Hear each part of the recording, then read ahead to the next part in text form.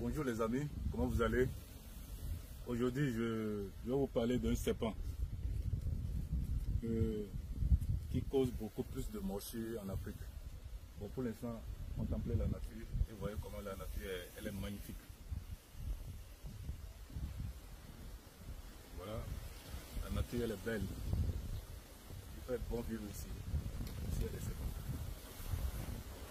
Donc, c'est le serpent qui cause beaucoup plus de morsures en Afrique. Maintenant, comment devons-nous nous comporter quand nous sommes dans la nature pour ne pas se faire mordre par ce genre de serpent? Écoutez déjà le son qu'il fait quand je m'approche de très près.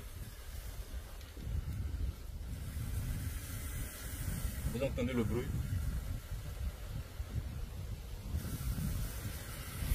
Donc, qu'est-ce qui se passe? Quand ce serpent est tapis dans la nature, au sol, il se confond très vite avec le sol. Et puis, s'il se confond très vite avec le sol, c'est facile de marcher dessus. Certains disent que c'est un serpent qu'il faut traverser et qu'il faut piétiner, qu'il ne faut pas le traverser. Dès que tu le traverses, il te mord, mais dès que tu le piétines, il te laisse. Ça, c'est des légendes qui n'ont pas les raisons d'être. Donc, la plupart des morsures viennent quand les gens les piétinent, parce que c'est un serpent qui se confond très vite avec le sol. Mais quand on marche et qu'on s'approche de lui, il donne ce bruit-là que vous venez d'entendre. Et plus vous vous approchez de lui, plus il donne ce sifflement pour vous avertir qu'il est là. C'est pour ça que quand vous êtes dans la nature, ce n'est pas le moment de mettre des écouteurs à l'oreille. Quand on est dans la nature, on écoute la nature. Dans la nature, les yeux et les oreilles ont leur utilité. Sans ce moment même, les yeux et les oreilles prennent beaucoup l'essence. Et il faut se dire aussi que quand on se fait mordre par ce type de serpent, malgré que ce soit l'un des serpents les plus venimeux, on ne meurt pas.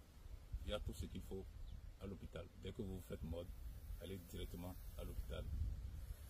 Et ces animaux sont des animaux préservés.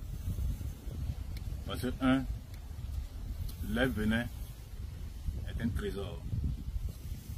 Les femmes, elles aiment bien passer des pommades qui affichent bien la couleur de leur peau, ou qui met en valeur leur peau.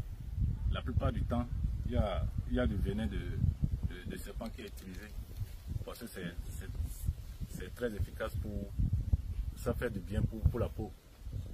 Donc vous ne voyez pas certainement les notices pour bien voir. Donc tous ces animaux sont à préserver parce qu'ils sont très utiles. Et même leur venin permet de créer des antivenins. Et le venin de ces serpents permet aussi de traiter certains types de cancers. Donc voilà pourquoi nous devons vraiment les préserver, non les tuer tout de suite quand on les voit. Il faut juste respecter les conditions. Porter les bonnes chaussures par exemple. Vous voyez, la personne à côté de moi a porté par exemple de très bonnes chaussures.